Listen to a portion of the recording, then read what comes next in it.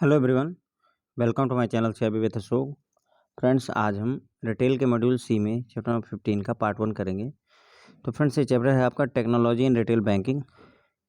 तो retail banking में हम टेक्नोलॉजी कैसे कैसे यूज करते हैं, कौन कौन सी टेक्नोलॉजी है रिटेल बैंकिंग में यूज होती है फ्रेंड्स, उसके बारे में हमें पढ़ना है। तो फ्रेंड्स, इसमें अगर आप बुक में देखेंगे तो उसमें शुरुआत में ना थोड़ी थ्योरी दी हुई है, तो उसको हम बाद में कवर करेंगे। पहले हम इंपॉर्टेंट जो टॉपिक हैं उनको कवर कर लेते हैं। तो पहले हम फ्रेंड्स जो है जो इम्पोर्टेंट टॉपिक हैं उनको कवर कर रहे हैं। थियोरेटिकल एस्पेक्ट जो है हम बाद में कवर करेंगे आने वाले लेक्चर्स में। तो देखिए फ्रेंड्स, इसमें हम इस लेक्चर में जो देखने जा रहे हैं वो ये देखेंगे IDRBT क्या है, SFMS क्या होता है और इन्फीनेट क्या होता है। तो IDRBT होता है आपका institute for development and research in banking technology. Institute for development and research in banking technology. ठीक है, बैंकिंग टेक्नोलॉजी में डेवलपमेंट और रिसर्च का काम देखने के लिए जो इंस्टीट्यूट है उसे ही IDRBT कहते हैं। उसके द्वारा जो प्रोडक्ट बनाए गए हैं वो 4 हैं फ्रेंड्स, उसमें से 2 हम इस लेक्चर में डिस्कस करेंगे, 2 अगले लेक्चर में।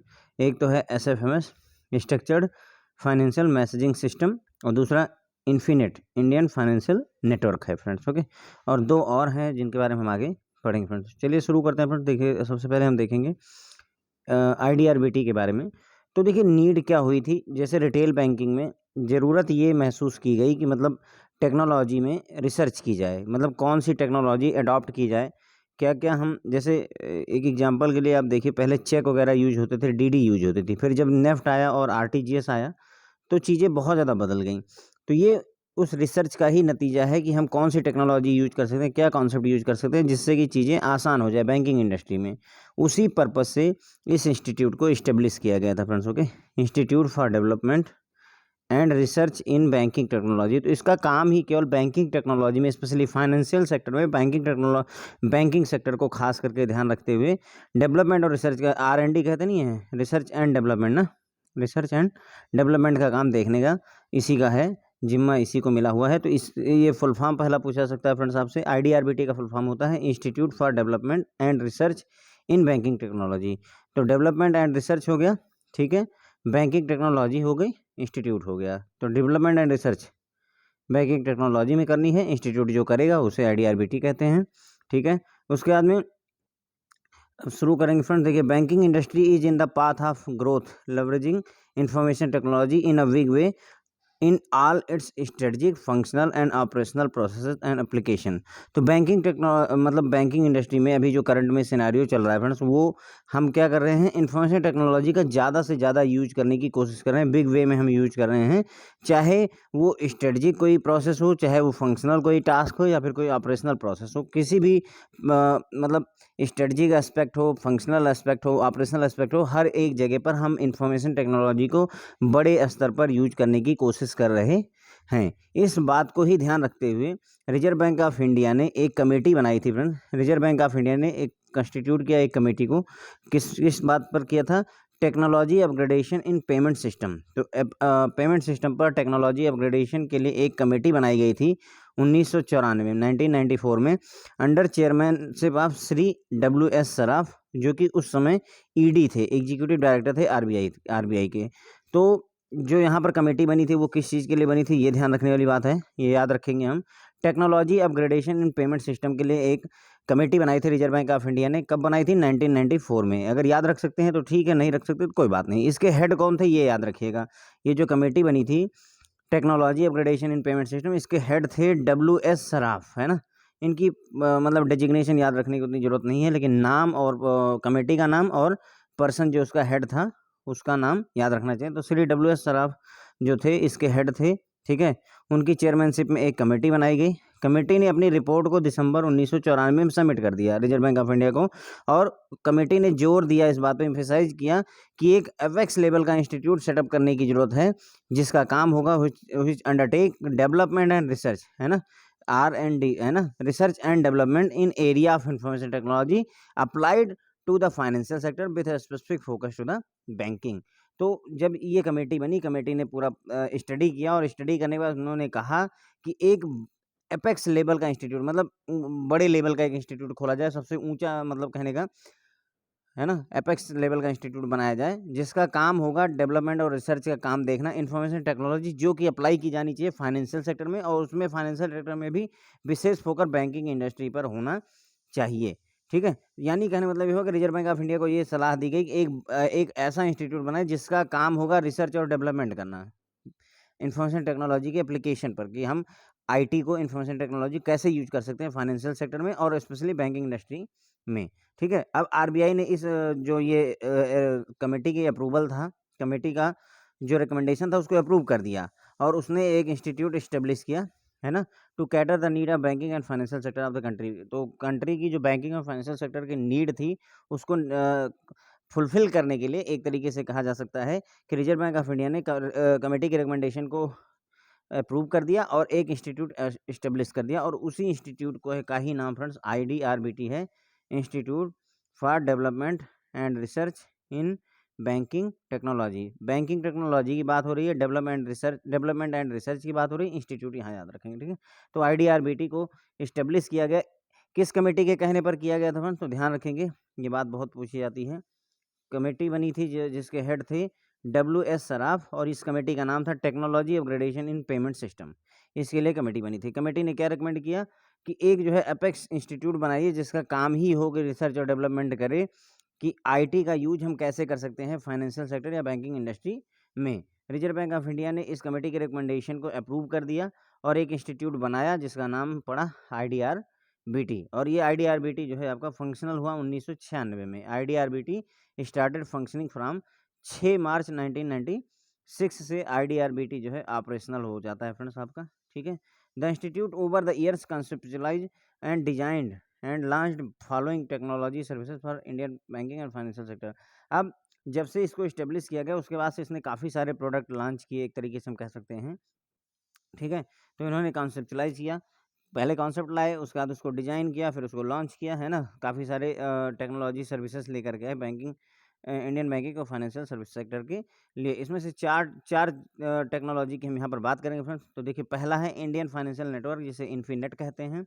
दूसरा है SFMS structured financial messaging system. ये फ्रेंड्स आपका SFMS एकदम स्विफ्ट जैसा ही होता है, ध्यान रखेंगे।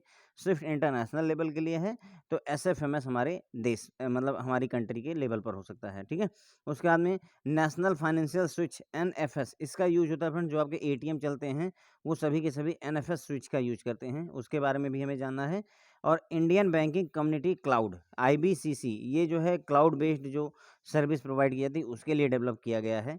तो इसमें से दो फ्रेंड्स हमें इसी लेक्चर में पढ़ने हैं, और ये दो बाकी के हम अगले लेक्चर में पढ़ेंगे फ्रेंड्स। ओके, तो यहाँ तक हमने फ्रेंड्स समझ लिया IDRBT। अब आपको समझ में आ गया होगा कि IDRBT क्यों बना है, institute for development and research in banking technology. तो ये देखा गया कि मतलब जो है जो बैंकिंग इंडस्ट्री है उसको इंफॉर्मेशन टेक्नोलॉजी को बहुत बड़े स्तर पर यूज करने की ज़रूरत है, चाहे वो उसके स्ट्रेटजिक कोई प्रोसेस हो या ऑप्शन आपका एप्लीकेशन हो या ऑपरेशनल हो या फंक्शनल हो, हर जगह टेक्नोलॉजी का यूज करने की ज़रूरत को महसूस किया गया। इसीलिए रिजर्व बैंक ऑफ इंडिया ने एक कमेटी बनाई, कमेटी का नाम रखा गया टेक्नोलॉजी अपग्रेडेशन इन पेमेंट सिस्टम, जो कि 1994 में बनी, जिसके चेयरमैन WS सराफ थे और वो ED थे RBI के। याद रखने वाली बात, ये जो रेड में है वही है टेक्नोलॉजी अपग्रेडेशन इन पेमेंट सिस्टम 1994, अगर ध्यान रख सकते हैं तो रख लीजिए, और इसके हेड थे श्री WS सराफ। ठीक है, उसके बाद में क्या हुआ, इस कमेटी ने 1994 के दिसंबर में ही अपनी रिपोर्ट सबमिट कर दी, उसी साल ही रिपोर्ट सबमिट कर दी, और ये कहा कि एक ऐसे एपेक्स लेवल के इंस्टीट्यूट बनाने की ज़रूरत है जिसका काम ही हो डेवलपमेंट और रिसर्च करना, रिसर्च एंड डेवलपमेंट करना आईटी के सेक्टर में, मतलब इंफॉर्मेशन टेक्नोलॉजी के एप्लीकेशन पर, कि क्या क्या हम इंफॉर्मेशन टेक्नोलॉजी कहाँ कहाँ यूज कर सकते हैं, खास करके फाइनेंशियल सेक्टर और स्पेशल फोकस बैंकिंग इंडस्ट्री पर। तो रिजर्व बैंक ऑफ इंडिया ने इस रिकमेंडेशन को माना, ठीक है, और उसी के तहत जो है IDRBT को इस्टेब्लिश किया गया, institute for development and research in banking technology, जो कि 1996 में ऑपरेशनल होता है। 2 साल बाद 1994 1994 में फ्रेंड्स आपका 94 में आपकी कमेटी बनती है, और उसके 2 साल बाद ये ऑपरेशनलाइज हो जाता है 1996 में। IDRBT फंक्शनल हो जाता है। अब IDRBT ने काफ़ी सारे जो है ओवर द ईयर समय के साथ साथ उसने काफ़ी सारे जो है हम एक कह सकते हैं कि services in technology services launch की। उनमें से 4 जिनका हमें यहाँ पर जिक्र करना है वो हैं इंडियन फाइनेंशियल नेटवर्क इन्फीनेट कहते हैं, SFMS structured financial messaging system, तीसरा है फ्रेंड्स आपका नेशनल फाइनेंशियल स्विच, चौथा है इंडियन बैंकिंग कम्युनिटी क्लाउड। तो इन्फिनेट फ्रेंड्स आपका हो जाता है इंडियन फाइनेंशियल नेटवर्क, मतलब कहने का हमारे देश का जो फाइनेंशियल नेटवर्क है, नेटवर्किंग कम्युनिकेशन जो होता है फ्रेंड्स वो है। एसएफएमएस मैंने बताया आपको एकदम स्विफ्ट कोड की तरह होता है, वो भी इनक्रिप्टेड होता है, ये भी इनक्रिप्टेड होता है। तो मैसेज के थ्रू जो है अपनी ट्रांजेक्शंस को करना, एक तरीके से कह सकते हैं। एनएफएस आपका नेशनल फाइनेंशियल स्विच जो होता है फ्रेंड्स वो एटीएम पर यूज होता है। एटीएम जितने भी चलते हैं वो एनएफएस के थ्रू चलते हैं। और क्लाउड जो टेक्नोलॉजी है उसका यूज करने के लिए इंडियन बैंकिंग कम्युनिटी क्लाउड को डेवलप किया गया है। ठीक है फ्रेंड्स, तो आगे बढ़ेंगे फ्रेंड्स। तो the technology services are being utilised by Indian banking and financial service sector to provide convenient banking services to common man. अब ये जो यहाँ पर ये जेनरिक सी बातें की जा रही हैं कि जो ये टेक्नोलॉजी सर्विसेज हैं इनको हमारे देश में बैंकिंग और फाइनेंशियल सेक्टर द्वारा यूज किया जा रहा है ताकि जो है कॉमन मैन को कन्वीनियंट बैंकिंग सर्विसेज प्रोवाइड की जा सकें। These services constituted the backbone for implementation of information technology Indian banking financial sector. तो ये जो सर्विसेज हैं, जिन 4 सर्विसेज की हमने बात की फ्रेंड्स, उन्होंने क्या किया है, वो बैकबोन बने हैं हमारे देश में इंफॉर्मेशन टेक्नोलॉजी के इम्प्लीमेंटेशन के लिए बैंकिंग और फाइनेंशियल सेक्टर में। तो बैंकिंग और फाइनेंशियल सेक्टर में जो आईटी इम्प्लीमेंट किया गया है उसके लिए बैकबोन का काम इन 4 टेक्नोलॉजी ने किया है। आपका इन्फिनेट, एसएफएमएस, एनएफएस है ना, ये 4 जिनकी मैं बात कर रहा हूँ, ये देखिए इन्फिनेट, एसएफएमएस, एनएफएस और आईबीसीसी। ठीक है, ये हो गया। Utilization of these services enables improving the effectiveness and efficiency of the sector in a big way. तो अगर हम इन सर्विसेज का यूज करते हैं तो ये क्या करता है कि जो हमारा बैंकिंग सेक्टर है उसका इफेक्टिवनेस और एफिशिएंसी बढ़ा देता है। क्योंकि अगर आप टेक्नोलॉजी का यूज करते हैं तो चीज़ें फास्ट होती हैं। अब आपको भी पता है कि पहले चेक की क्लियरिंग कितना डिफिकल्ट टास्क था, वहीं उसी जगह पर नेफ्ट का यूज करना, आरटीजीएस का यूज करना कितना ईजी हो जाता है friends. Okay, these services also played the pivotal role in facilitating and improving the electronic payment system in country, है ना। तो इन सर्विसेज ने इलेक्ट्रॉनिक पेमेंट सर्विसेज को भी लाने में बहुत ज़्यादा इंपॉर्टेंट रोल प्ले कर दिया है।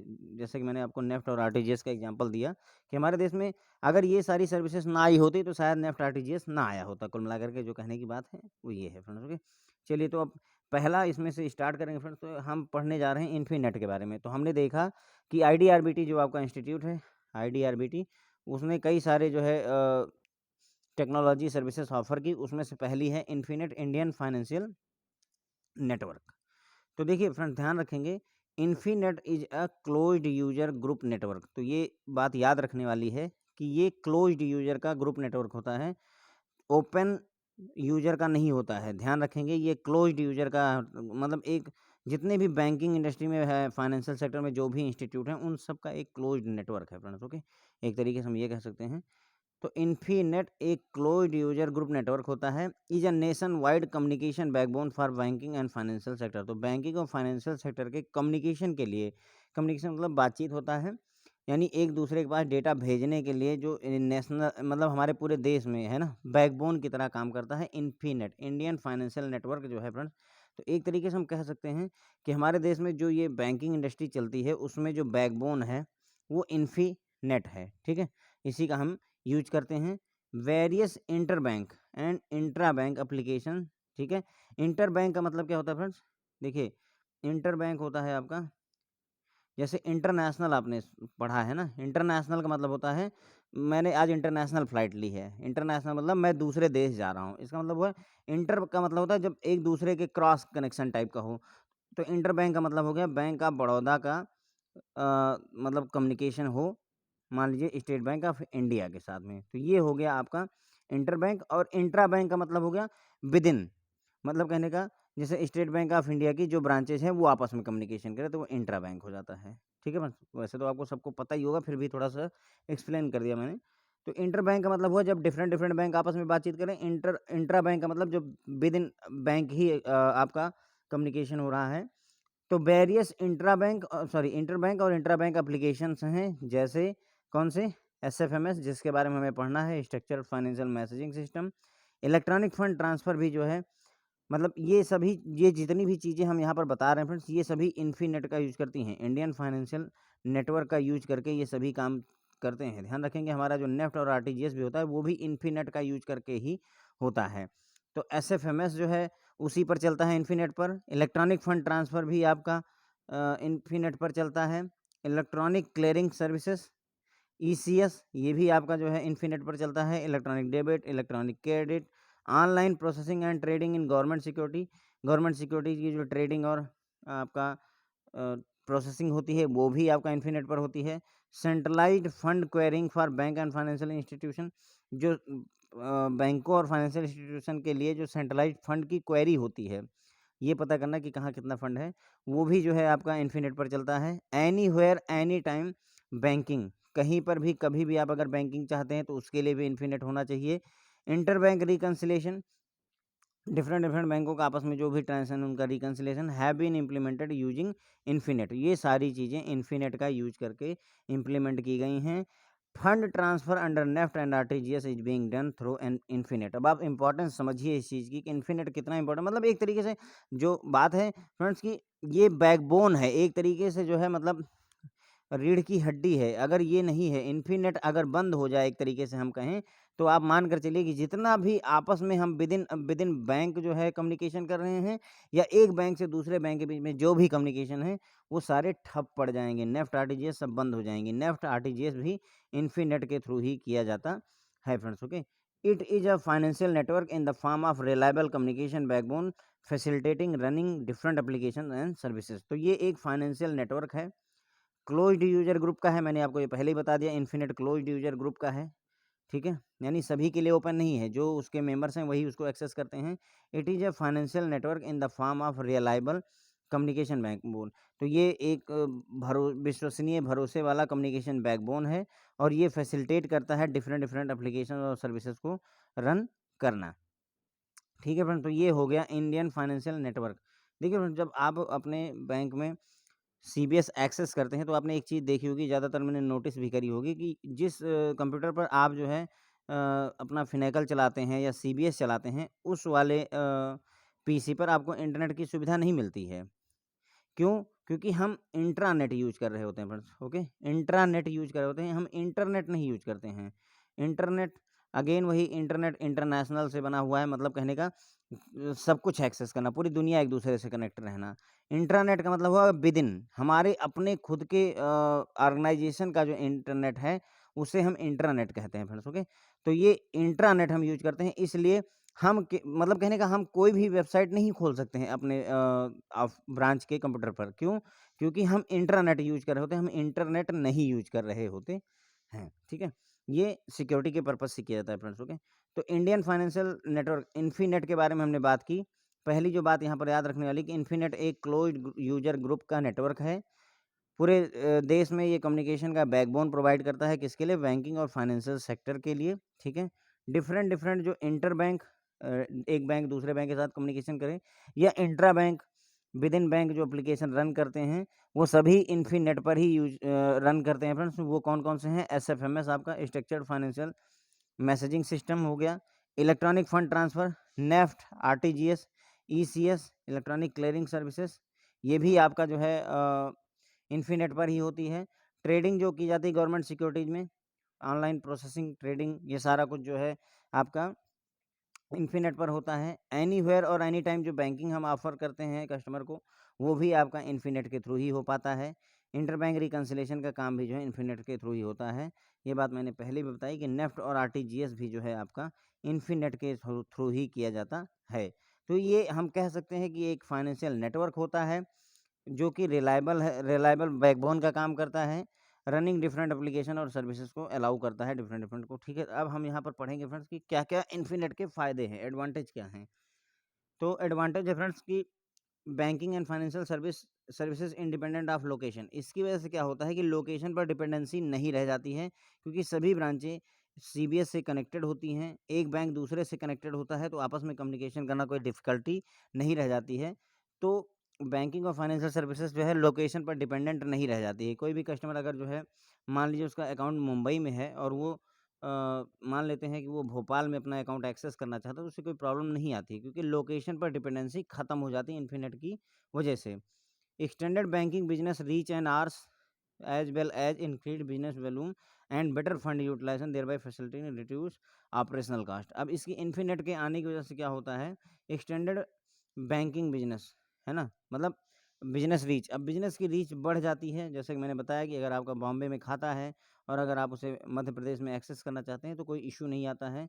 आवर्स भी इंक्रीज हो जाते हैं, मतलब कहने का कि अब सर्विसेज ज़्यादा देर तक अवेलेबल रह रही हैं।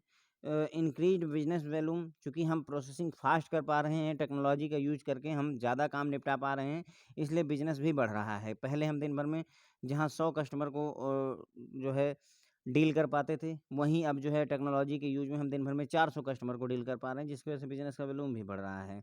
फंड का भी बेहतर यूटिलाइज़ेशन हो रहा है। क्यों हो रहा है? क्योंकि नेफ्ट और आरटीजीएस के थ्रू जहाँ फंड पहुँचना है, वहाँ ईज़िली पहुँच जाता है। पहले की तरह नहीं है कि आपने चेक लगाया और 3 दिन बाद पैसे आने हैं। मान लीजिए किसी कस्टमर से बैंक को 6 करोड़ रुपए मिलने हैं, 60 करोड़ रुपए मिलने हैं। अब कस्टमर ने चेक लगाया हुआ है, जब 60 करोड़ बैंक के पास 2-3 दिन बाद आएँगे, तब बैंक उस 60 करोड़ को लोन में देगा। लेकिन अभी ऐसा नहीं है, नेफ्ट आरटीजीएस की फैसिलिटी के थ्रू, ईसीएस के थ्रू हम पैसा ट्रांसफ़र ईज़िली कर सकते हैं। तो इस तरीके से ऑपरेशनल कॉस्ट भी घट जा रही है, क्योंकि हम टेक्नोलॉजी का यूज़ कर रहे हैं। सिक्योरिटी भी इन्फिनिट में बढ़ जाती है, क्योंकि क्लोज़्ड ग्रुप है ना? कोई भी बाहरी व्यक्ति इसे एक्सेस नहीं कर सकता है। आप अपना लैपटॉप लगा कर के कोई काम नहीं कर सकते हैं एक तरीके से, अगर आप चाहें तो ब्रांच के नेटवर्क को यूज़ करके, ठीक है। रिड्यूस करता है, रिडक्शन होता है, एलिमिनेशन होता है पेमेंट रिस्क को। पेमेंट रिस्क को भी ये ख़त्म कर देता है इन्फिनिट, है ना। पेमेंट रिस्क क्या होता है? एक पार्टी दे दे, दूसरी पार्टी ना दे। Improvement in decision making process, ये डिसीजन मेकिंग प्रोसेस में भी इम्प्रूवमेंट लाता है। डिसीजन अब आप इम्प्रूवमेंट आ जाएगी डिसीजन मेकिंग प्रोसेस में इन्फिनिट का यूज करके, ऐसे कह सकते हैं। Innovative customer oriented delivery mechanism होती है, मतलब कस्टमर ओरिएंटेड, हमारा ओरिएंटेशन कस्टमर की तरफ होगा। इनोवेटिव डिलीवरी मैकेनिज्म हम ऑफर करते हैं। कहने का मतलब ये हुआ कि जैसे पहले चेक वगैरह यूज होते थे, बैंक ड्राफ्ट यूज होते थे, लेकिन अब हम नेफ्ट वगैरह यूज कर रहे हैं, आरटीजीएस यूज कर रहे हैं, यूपीआई आया हुआ है, आपका आईएमपीएस आया हुआ है, ठीक है। ये सारी चीज़ें आ गई हैं, तो हमने क्या किया? इनोवेशन किया हुआ है कस्टमर ओरिएंटेड डिलीवरी मैकेनिज्म में, हमने काफ़ी सारा इनोवेशन किया हुआ है फ्रेंड्स, ओके। तो एडवांटेज में इन्फिनिट का एडवांटेज क्या-क्या है फ्रेंड्स? हमने देखा कि एक तो जो बैंकिंग और फाइनेंशियल सर्विसेज हैं, वो लोकेशन पर डिपेंडेंट नहीं रह जाती हैं, ठीक है। बैंक के जो बैंक बिज़नेस है, उसकी रीच बढ़ गई है, ज़्यादातर लोगों तक पहुँच रहा है, ज़्यादा देर तक अवेलेबल रह रहा है, ठीक है। बिज़नेस की जो वॉल्यूम है ना, क्वांटिटी है, वो बढ़ गई है। फंड का यूटिलाइज़ेशन भी अच्छे से हो रहा है और इस वजह से ऑपरेशनल कॉस्ट भी घट रही है, क्योंकि हम टेक्नोलॉजी का अच्छा यूज़ कर रहे हैं। इंक्रीज़ सिक्योरिटी, क्योंकि इसमें मैसेज एन्क्रिप्शन का होता है कॉन्सेप्ट, ठीक है ना फ्रेंड्स। देखिए, अभी हम एसएफएमएस जब पढ़ेंगे तो वहाँ पर हम देखेंगे कि मैसेज जो होता है वो एन्क्रिप्टेड फॉर्म में होता है, तो इसलिए वो इन्फिनिट पर ही जो है सफ़र करता है, मतलब ट्रैवल करता है, तो इसलिए इंक्रीज़ सिक्योरिटी हो जाती है और पेमेंट रिस्क को जो है एलिमिनेट कर दिया जाता है। डिसीजन मेकिंग प्रोसेस भी इम्प्रूव हो जाती है इन्फिनिट के आने की वजह से, और कस्टमर ओरिएंटेड जो डिलीवरी मैकेनिज्म है, उनमें भी हम इनोवेशन बराबर ऑफ़र करते रहते हैं कस्टमर को, ठीक है फ्रेंड्स। तो अब दूसरी टेक्नोलॉजी यहाँ पर जो आपका आईडीआरबीटी ने डेवलप की है, उसके बारे में हम पढ़ेंगे फ्रेंड्स। वो है दूसरी टेक्नोलॉजी कौन सी है? Structured financial messaging system. तो एसएफएमएस को डेवलप किया था आईडीआरबीटी ने, किस पर्पज़ से? जैसे स्विफ्ट होता है फ्रेंड्स, उसी चीज़ को ही जो है स्विफ्ट को नेशनल लेवल पर लाने की कोशिश की गई थी। It is an Indian standard similar to SWIFT, है ना। ये मतलब स्विफ्ट के सिमिलर इंडियन स्टैंडर्ड है। जैसे स्विफ्ट इंटरनेशनल लेवल पर एप्लीकेबल होता है और ये इंडियन लेवल पर, which is an international message system used for financial messaging globally. तो स्विफ्ट क्या है? एक इंटरनेशनल मैसेजिंग सिस्टम है जो कि फाइनेंशियल मैसेज को ग्लोबली भेजने में काम आता है। दुनिया के किसी भी देश में स्विफ्ट को यूज करके आप मैसेज भेज सकते हैं, पैसा भेज सकते हैं फ्रेंड्स, ओके। तो स्विफ्ट का फुल फॉर्म क्या होता है फ्रेंड्स? बहुत पूछा जाता है। Society for world wide interbank financial telecommunication, ठीक है। तो अब यहाँ पर देखिए एसएफएमएस क्या होता है फ्रेंड्स आपका। अब ये बात क्लियर हो गई कि एसएफएमएस को जब हम बात करेंगे तो दिमाग में स्विफ्ट को लेकर के चलेंगे, क्योंकि हमने स्विफ्ट के बारे में काफ़ी पहले भी पढ़ा हुआ है, तो यहाँ पर ईजी हो जाता है कोरिलेट करना। Structured financial messaging system is a secure messaging standard developed to serve as a platform for intrabank and interbank application, ठीक है। तो एसएफएमएस जो है फ्रेंड्स, वो एक सिक्योर मैसेजिंग स्टैंडर्ड है जिसे डेवलप किया गया है किस पर्पज़ से? ताकि जो है हम एक मतलब इंट्रा बैंक चाहे हो, चाहे विद इन बैंक, या फिर डिफरेंट डिफरेंट बैंक के एप्लीकेशन के बीच में, प्लेटफॉर्म के बीच में अगर हम मैसेजिंग करना चाहें तो उसमें मतलब हेल्प करता है हमारा एसएफएमएस। तो SFMS क्या होता है, एक सिक्योर्ड मैसेजिंग स्टैंडर्ड होता है। सिक्योर होता है मतलब इसमें इनक्रिप्शन का यूज किया जाएगा ताकि हम विद इन बैंक भी कम्युनिकेशन कर सकें मैसेज के थ्रू, और डिफरेंट डिफरेंट बैंकों के बीच में कम्युनिकेशन किया जा सके मैसेज के थ्रू। फिर ये एक इंडियन स्टैंडर्ड होता है, ये मतलब ये इंडियन स्टैंडर्ड पर डेवलप है, जैसे सिमिलरली स्विफ्ट की तरह। स्विफ्ट क्या है, इंटरनेशनल मैसेज सिस्टम है, और ये फाइनेंशियल मैसेज ग्लोबली भेजने का काम आता है। स्विफ्ट का फुल फॉर्म होता है society for world wide interbank financial telecommunication. तो जैसे स्विफ्ट है फ्रेंड्स आपका पूरी दुनिया के लिए, उसी तरीके से हमारा जो SFMS है वो हमारे देश के लिए, इंडिया के लिए लागू होता है। SFMS can be use practically for all purpose of secure communication with in the bank and between the bank. तो SFMS जो है प्रैक्टिकली किस सभी पर्पज के लिए, हर एक उद्देश्य के लिए यूज किया सकता है। सिक्योर कम्युनिकेशन अगर आपको करना है, चाहे आपको अपने बैंक के अंदर अंदर ही करना हो या डिफरेंट डिफरेंट बैंक के बिटवीन करना हो, तो भी ये काम आ सकता है। Banks can link all their important high volume branches irrespective of their category to the SFMS through appropriate connectivity like, ठीक है। तो बैंक को क्या करना होगा, बैंकों को अपनी जो भी इम्पोर्टेंट जो है इम्पोर्टेंट ब्रांचेज हैं या हाई वैल्यूम ब्रांचेज हैं, ठीक है, वो चाहे जिस कैटेगरी की हो, रूरल की हो, सेमी अर्बन की हो, अर्बन की हो, उससे मतलब नहीं, मेट्रो की हो, उससे मतलब नहीं है। वो सभी ब्रांचेज को जो है बैंक अपने सभी ब्रांचेज को लिंक कर सकता है, किसके थ्रू, किसमें, SFMS से। SFMS से लिंकिंग करने के लिए कनेक्टिविटी चाहिए, नेटवर्क चाहिए, और नेटवर्क के लिए क्या यूज किया जाएगा friends, PSTN public switch telephone network, या ISDN integrated service digital network, या लीज लाइन का यूज किया जाता है। लीज लाइन आपका VSAT, ये सब आपने अपने ब्रांच में सुना होगा। आई होप आप लोगों ने नेटवर्क जब यूज करते होंगे तो ब्रांच में आपका नेटवर्क वगैरह जाता होगा, तो आपको आइडिया पता चलता होगा कि हाँ हमारा VSAT इस समय डाउन है, या लीज लाइन का तार कट गया है, या कुछ भी पता चलता होगा। तो इससे यही है। तो कुल मिला करके कहने मतलब ये हुआ, नेटवर्किंग की बात हो रही है यहाँ पर। लीज लाइन जो है चाहे यूज करिए, चाहे ISDN यूज करिए इंटीग्रेटेड सर्विस डिजिटल नेटवर्क, या फिर PSTN यूज करिए पब्लिक स्विच्ड टेलीफोन नेटवर्क, इसको यूज करके नेटवर्क अवेलेबल करवाया जाता है, और उस नेटवर्क के थ्रू उस ब्रांच को जो है SFMS से जोड़ा जाता है। सबसे पहली जरूरत तो नेटवर्क होना है। जैसे आपके मोबाइल में अगर मान लीजिए जियो की सिम डली हुई है या वोडाफोन की सिम डली हुई है, तो आपको सबसे पहले तो नेटवर्क होना चाहिए ना, पहले इंटरनेट अवेलेबल हो आपके मोबाइल पर, उसके बाद में ही फिर आप जो है व्हाट्सएप यूज करते हैं। तो एक तरीके से ये समझ लीजिए व्हाट्सएप आपका यहाँ पर क्या हो गया, SFMS हो गया। और इंटरनेट जो है आपका, इंटरनेट कहाँ से अवेलेबल होगा, जो आपका ISDN लीज लाइन और इसके थ्रू अवेलेबल हो रहा है। तो बैंक अगर अपनी ब्रांच को लिंक करना चाहता है SFMS से, तो उसको जो है लीज लाइन, ISDN या PSTN को यूज करके कनेक्ट करना होगा नेटवर्क से पहले अपनी ब्रांच को, और फिर SFMS का यूज करके वो मैसेज आपस में भेज सकते हैं। The use of SFMS is not restricted to comprise और पार्सली कंप्राइज ब्रांचेज और ऑफिस। तो ये कहना है कि SFMS का जो यूज है वो केवल कंप्राइज ब्रांचेज में होगा या पार्सली कंप्राइज ब्रांचेज में ही होगा, ऐसा कोई जरूरी नहीं, ऐसी कोई रिस्ट्रिक्शन नहीं है। The intra bank part of SFMS which is most important. Intra bank part मतलब होता है जो विद इन बैंक है ना, विद इन बैंक मतलब जैसे बैंक ऑफ बड़ौदा की मान लीजिए 50,000 ब्रांचेज हैं, तो 50,000 ब्रांचेज का आपस में जो कम्युनिकेशन है वही इंट्रा बैंक पार्ट हो गया। तो intrabank part of SFMS which is most important can be straight way used by bank to take full advantage of secure messaging provide facility it provide. तो अगर हम देखें तो इंट्रा बैंक जो part है SFMS का use कहने का मतलब ये हुआ कि हम जो बैंक है, बैंक ऑफ बड़ौदा, वो अपनी 50,000 ब्रांचों में आपस में मैसेज को, सिक्योर मैसेज को भेजने में SFMS का पूरी तरह से यूटिलाइजेशन कर सकता है। इसके अलावा इंटर बैंक मैसेजिंग भी के पार्ट में भी यूज किया सकता है ना। Inter bank messaging part use also for application like. अब SFMS का यूज इंटर बैंक यानी डिफरेंट डिफरेंट बैंकों के बीच में भी SFMS का यूज किया सकता है। जैसे इलेक्ट्रॉनिक फंड ट्रांसफ़र आपको करना है, वहाँ पर SFMS यूज कर सकते हैं। RTGS करना है, real time gross settlement, NEFT करनी है, वहाँ पर भी जो है आपका SFMS यूज होता है। Delivery versus payment, DBP technology होती है फ्रेंड। DBP का मतलब होता है जैसे आपने शेयर बेचा और किसी कस्टमर ने शेयर खरीदा, तो पहले शेयर की डिलीवरी होती है, फिर उसका पेमेंट होता है, ताकि ऐसा ना हो कि हम पेमेंट कर दें और वो हमको शेयर ना दे। इस बात को बचने के लिए डिलीवरी वर्सेस पेमेंट, DBP जिसे कहते हैं friends. Okay, centralised fund management system, CFMS, इसका भी यूज किया जाता है। मतलब कहने का ये है कि SFMS structured financial messaging system का यूज इन सभी कामों में किया जा रहा है।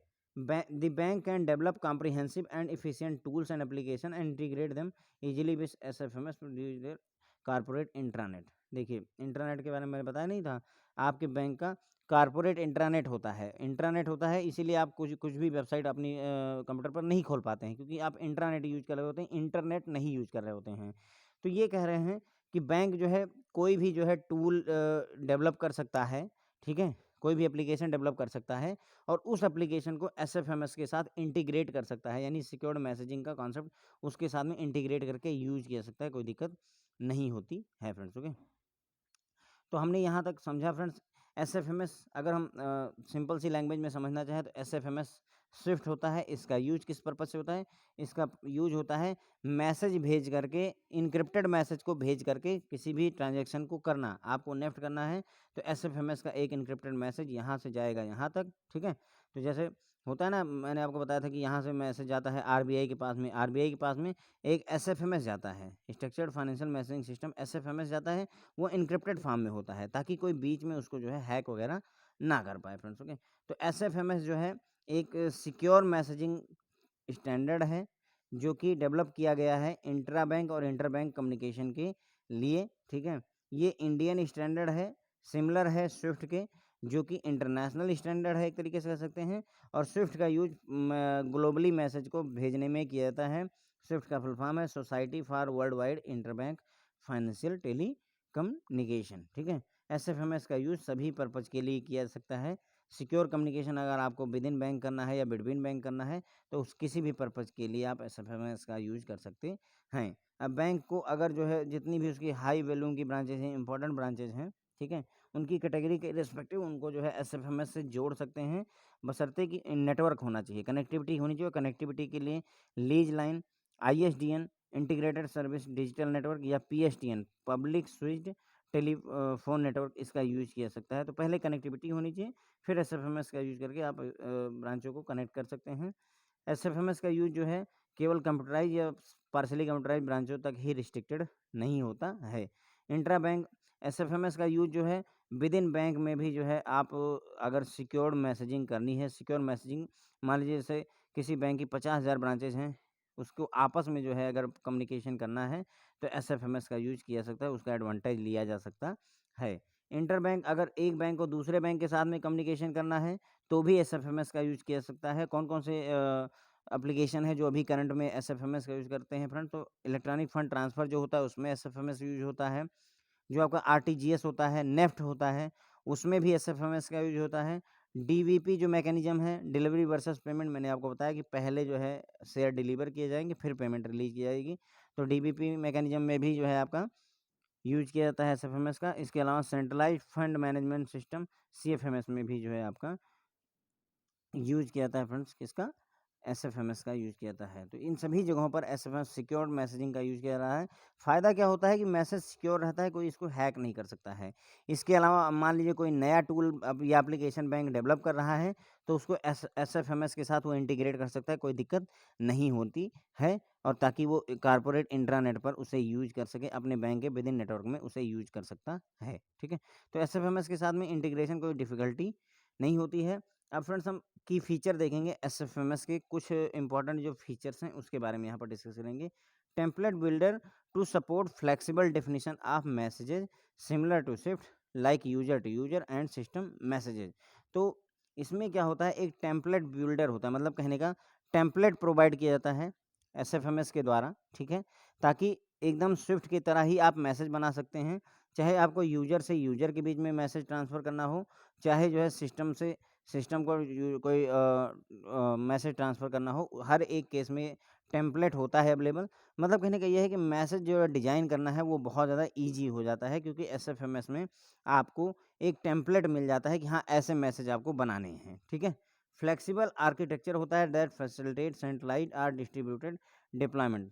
तो जो एसएफएमएस है उसका जो आर्किटेक्चर है फ्रेंड्स, वो जो है आप चाहो तो सेंट्रलाइज तौर पर यूज़ करो, सेंट्रलाइज एक सेंटर में हो जाएगा और हर तरफ मैसेज जाएगा। या डिस्ट्रीब्यूटेड कॉन्सेप्ट भी, डिस्ट्रीब्यूटेड डिप्लॉयमेंट का मतलब होता है कि सारा टास्क एक जगह न रख करके अलग अलग जगहों पर बांट दिया जाता है और उसके बाद में फिर फर्दर उसे कम्युनिकेशन के लिए यूज किया जाता है। समझिए इस बात को। सेंट्रलाइज का मतलब हो गया एक सर्वर आपने यहाँ पर एसएफएमएस का रखा है, सारा कम्युनिकेशन पहले यहाँ आएगा फिर यहाँ से जाएगा, ठीक है।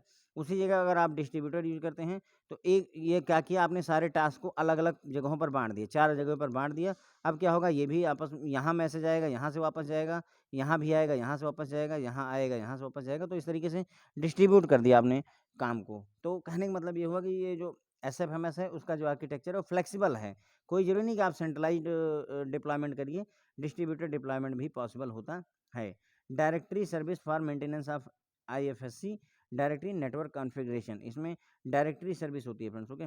जब आप अपना कंप्यूटर खोलते हैं तो आपने देखा होगा, आप पहले डी ड्राइव में जाते हैं, डी ड्राइव में मान लीजिए कोई फ़ोल्डर है एके, उसके बाद में फिर फर्दर फ़ोल्डर होता है फ्रेंड्स आपका, मान लीजिए मूवी, फिर उसके अंदर में भी फ़ोल्डर होता है आपको, मान लीजिए बॉलीवुड, है ना? फिर उसके अंदर में भी पता चलता है ओल्ड ओल्ड मूवीज़। तो एक तरीके से ये डायरेक्टरी होती है फ्रेंड्स आपकी। देखिए एक एक ट्रैकिंग हो रही है, मतलब एक डायरेक्टरी बनती जाती है कि ये इसमें ऐसे-ऐसे एंट्री करनी होती है। तो वही बोल रहा है कि एक डायरेक्टरी सर्विस प्रोवाइड करता है, मेंटेनेंस आईएफएससी के मेंटेनेंस के लिए डायरेक्टरी प्रोवाइड करता है, नेटवर्क कॉन्फ़िगरेशन के लिए डायरेक्टरी प्रोवाइड की जाती है। इसमें किसमें प्रोवाइड की जाती है? एसएफएमएस में ही प्रोवाइड की जाती है friends, okay.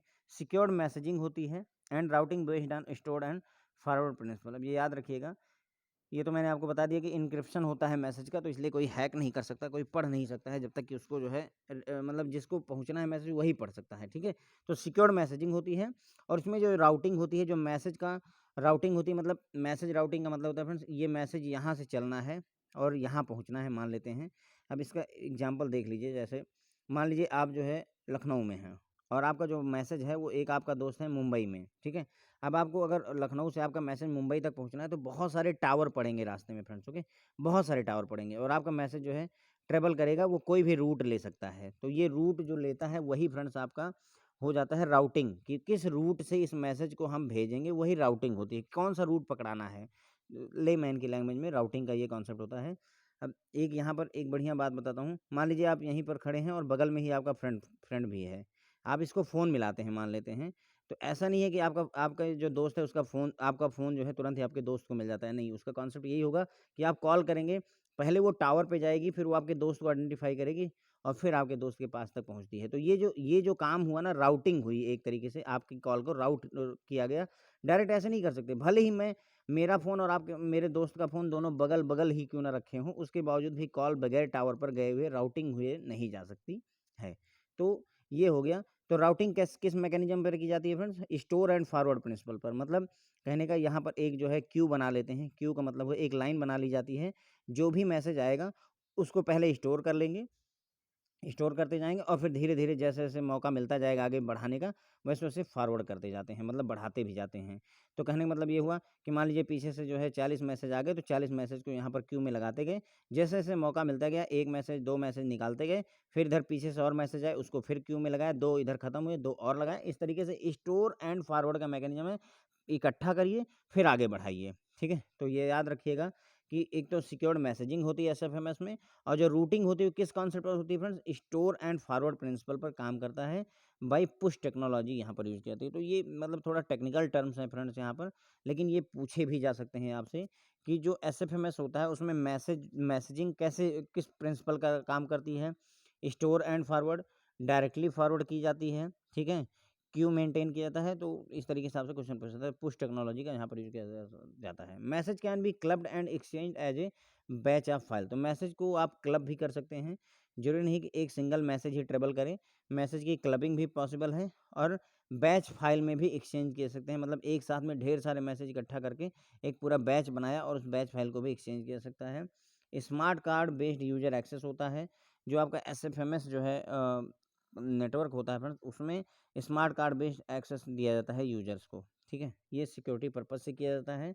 Message will be secured by standard encryption and authentication service confirming to ISO and SWIFT standard, ठीक है। तो इसमें जो मैसेज होता है फ्रेंड्स एसएफएमएस में, वो सिक्योर होता है, स्टैंडर्ड इंक्रिप्शन की जाती है और अथेंटिकेशन किया जाता है उसका, कन्फर्मिंग टू आईएसओ, है ना। आईएसओ टेक्नोलॉजी वो होता है फ्रेंड्स हमारा स्टैंडर्ड होता है और स्विफ्ट स्टैंडर्ड होता है। तो कहने मतलब हुआ कि यहाँ पर जो मैसेज होता है उसका इनक्रिप्शन किया जाता है और उसी लेवल का इनक्रिप्शन किया जाता है जिस लेवल का स्विफ्ट का स्टैंडर्ड होता है ना। आईएसओ का फुल फॉर्म देख लीजिएगा फ्रेंड्स, अभी मुझे याद नहीं आ रहा है। इंटरनेशनल स्टैंडर्ड ऑर्गेनाइजेशन होता है शायद, यस याद आया, इंटरनेशनल स्टैंडर्ड ऑर्गेनाइजेशन होता है फ्रेंड्स। ओके, तो आईएसओ जो होता नहीं कि आईएसओ सर्टिफाइड है या नहीं है, तो आईएसओ सर्टिफाइड होना चाहिए। तो उसी तरीके से है कि जो मैसेज होता है वो सिक्योर होता है, उसका स्टैंडर्ड इंक्रिप्शन किया जाता है, ऑथेंटिकेशन किया जाता है और वो आईएसओ लेवल का होता है। मतलब ऐसे नॉर्मल नहीं होता है, उसका स्टैंडर्ड काफ़ी अच्छा होता है। जो भी इंक्रिप्शन आप करते हैं वो उसका स्टैंडर्ड अच्छा होता है। Complete auditing, logging, time stamping and warehousing of message, पूरे जितने भी मैसेज निकलेंगे बनेंगे उन सबका ऑडिट किया जा सकता है, उनकी डिटेल लॉग की जाती है, डेटा मेंटेन किया जाता है, टाइम स्टैंप लगा होता है, हर एक मैसेज के साथ में टाइमिंग जुड़ी होती है, कब कहाँ पर पहुँचा, किसने इनिशिएट किया, कहाँ पहुँचा, क्या हुआ, सारा कुछ। Warehousing of message, message को इकट्ठा भी किया जाता है, डेटा वेयर हाउस में भी इकट्ठा किया जाता है ताकि बाद में पैटर्न डाटा माइनिंग करके पैटर्न भी निकाला जा सके friends. Okay, periodic competition of charges and billing of services offered of the participating bank, इसमें एसएफएमएस में क्या होगा, पीरियाडिक कंपटीशन होता है चार्जेज का और बिलिंग का, जो सर्विसेज ऑफर की जाती हैं पार्टिसिपेटिंग बैंक को। तो एसएफएमएस जो है जो अपने पार्टिसिपेटिंग बैंक को सर्विसेज देता है उसके बदले में चार्ज और बिलिंग भी करता है, ठीक है। तो टाइम टू टाइम बिलिंग की जाती है उनकी। मल्टी टायर सोल्यूशन होता है इसमें, मल्टी टायर मतलब एक टायर का मतलब हुआ सिंगल टायर हो गया, जब कई लेबल बने हों फ्रेंड्स, ओके, तो उसे मल्टी टायर कहते हैं। तो multi tier solution covering infinite hub, bank gateway और बैंक साइड, तो इसमें क्या होता है कि मल्टी टायर सोल्यूशन होता है, कई लेवल का होता है इसमें जो सोल्यूशन होता है, उसमें इन्फिनेट का हब यानी इंडियन फाइनेंशियल नेटवर्क का हब यूज होता है, बैंक का गेटवे यूज होता है और बैंक की वेबसाइट यूज होती है। ए मॉडर्लाइज्ड web enabled software to facilitate the participating bank to send and receive financial and non-financial messages through bank gateway and infinite hub, ठीक है। तो इसमें एक वेब इनेबल्ड सॉफ्टवेयर होता है, कहने मतलब हुआ कि एक तरीके से एक वेबसाइट होती है जो कि जिसका यूज करके जो पार्टिसिपेटिंग बैंक होते हैं वो भेज सकते हैं और रिसीव कर सकते हैं, चाहे वो फाइनेंशियल मैसेज हो चाहे नॉन फाइनेंशियल मैसेज हो, किसके थ्रू, बैंक के गेटवे का यूज करके और इंडियन फाइनेंशियल नेटवर्क के हब का यूज करके मैसेज को भेजा और रिसीव किया जाता है फ्रेंड्स। ओके, पब्लिक सेक्टर बैंकों को जो डिपार्टमेंट ऑफ फाइनेंशियल सर्विस यानी कि जो है मिनिस्ट्री ऑफ फाइनेंस ने कहा है कि पब्लिक सेक्टर बैंक जो है यूज करेंगे एसएफएमएस का sending and receiving letter of credit and bank guarantee instrument. तो पब्लिक सेक्टर बैंक से रिक्वेस्ट की है डिपार्टमेंट ऑफ फाइनेंशियल सर्विस ने, ये कहा है कि आप जो है लेटर ऑफ क्रेडिट एलसी को सेंड या रिसीव करना है या बैंक गारंटी को सेंड या रिसीव करना है तो उसको एसएफएमएस के थ्रू ही जो है किया जाएगा। एसएफएमएस टेक्नोलॉजी को यूज करके बैंक गारंटी और लेटर ऑफ क्रेडिट को सेंड और रिसीव करना है, ऐसा डिपार्टमेंट ऑफ फाइनेंशियल सर्विसेज का कहना है फ्रेंड्स। ओके, तो ये हो गया फ्रेंड्स आपका, आई होप कुछ हद तक आपको समझ में आया होगा। थोड़ा सा डिफिकल्ट है, मैं एग्री करता हूँ, क्योंकि टेक्निकल टर्म्स ज़्यादा हैं, सारे टेक्निकल टर्म्स जो है पता भी नहीं है सभी लोगों को, है ना। जैसे टेम्पलेट बिल्डर, अब जो आईटी बैकग्राउंड के हैं उनको तो पता चल रहा होगा कि टेम्पलेट बिल्डर क्या होता है ना, लेकिन सभी लोगों को शायद ना पता चल पा रहा हो, तो थोड़ा सा डाइजेस्ट करने की कोशिश करिएगा, है ना। क्वेश्चंस ज़्यादा डिफिकल्ट नहीं बनते हैं। टेम्पलेट बिल्डर होता है इसमें, है ना, तो मतलब कहने का मैसेज कैसा बनना है उसका टेम्पलेट ऑलरेडी अवेलेबल होता है, एक फॉर्मेट एक प्रोफार्मा अवेलेबल होता है, ये उसका यूज करके आप जो है यूजर टू यूजर भी मैसेज भेज सकते हैं या सिस्टम जनरेटर मैसेज भी भेज सकते हैं, ठीक है। इसका जो आर्किटेक्चर है वो फ्लेक्सिबल होता है, तो इसको सेंट्रलाइज तौर पर भी एसएफएमएस को यूज कर सकते हैं, डिप्लॉय कर सकते हैं या डिस्ट्रीब्यूटेड लेवल पर भी कर सकते हैं। डायरेक्टरी सर्विस ऑफर करता है, बस इतना याद रख लीजिए कि डायरेक्टरी सर्विस ऑफर करता है, बस बात खत्म हो गई, ठीक है। सिक्योर्ड मैसेजिंग होती है, मैसेजिंग जो होती है इसमें उसमें इंक्रिप्शन हुआ होता है और इसमें राउटिंग किस कॉन्सेप्ट पर होती है friends, store and forward principle पर राउटिंग होती है। मैंने राउटिंग का कॉन्सेप्ट आपको समझाया कि एक मैसेज को एक जगह से दूसरी जगह पहुंचने के लिए जो राउटिंग की जाती है वही मतलब किस रूट से जाएगा वही राउटिंग होती है। तो स्टोर एंड फॉरवर्ड प्रिंसिपल पर काम करता है।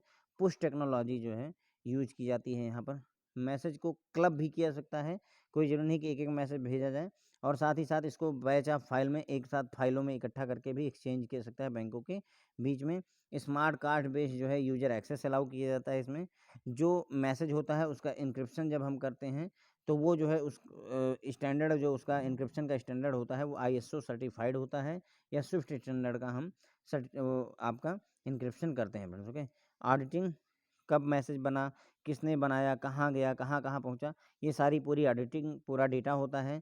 डेटा उसका मैसेज की लॉगिंग होती है, हर जगह जहाँ जहाँ पहुँचेगा वहाँ पर डिटेल रखी जाएगी। टाइम स्टैंपिंग होती है, टाइम इस मतलब पूरा डेटा टाइमिंग का भी रखा होता है, और मैसेज को वेयर हाउस भी किया जाता है। तो ये सारी चीज़ें रखी जाती हैं ताकि कभी कुछ गड़बड़ हो जाए तो ईजिली पता किया जा सके कि गड़बड़ कहाँ से हुई है।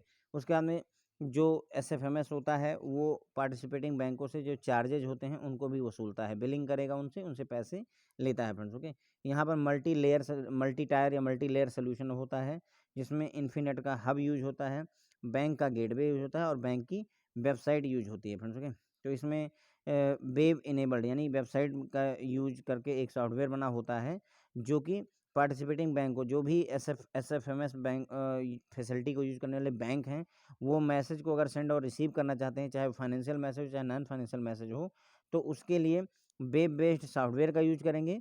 फिर बैंक के गेटवे से मैसेज होते हुए इन्फिनेट का हब यूज करके दूसरे बैंक में उसके गेटवे में पहुंचेगा, और उसकी गेटवे से उसकी वेबसाइट पर पहुंच जाता है फ्रेंड्स। ओके, उसके अलावा डिपार्टमेंट ऑफ फाइनेंशियल सर्विस ने कहा है कि पब्लिक सेक्टर के जो बैंक हैं वो एसएफएमएस का यूज करेंगे, सेंडिंग और receiving of letter of credit and bank guarantee. तो बैंक गारंटी इंस्ट्रूमेंट हो चाहे लेटर ऑफ क्रेडिट हो, उसके सेंडिंग और रिसीविंग में एसएफएमएस का यूज करेंगे फ्रेंड्स। में तो फ्रेंड्स इसी के साथ में हमारा ये लेक्चर यहाँ पर ख़त्म होता है। आई होप आपको काफ़ी हद तक समझ में आया होगा। थोड़ी बहुत जो कमियां हैं एक आधी बार और देख लीजिएगा, इतना डिफ़िकल्ट क्वेश्चन नहीं बनेगा, मैं आपको एश्योर कर देता हूँ। मैंने पढ़ा सब कुछ दिया है इस पर्पज़ से कि ताकि कोई ये ना कहे कि सर आपने वो चीज़ छोड़ दी है, ठीक है। बाकी हम चाहते तो काफ़ी कुछ चीज़ें स्किप भी कर सकते थे, लेकिन सब कुछ पढ़ लेना ठीक है। जो आपको समझ में आए, जो आपको ध्यान में रहे वो याद रखिएगा, जो नहीं ध्यान में रह सकते हैं कोई बात नहीं है। Thank you so much friends.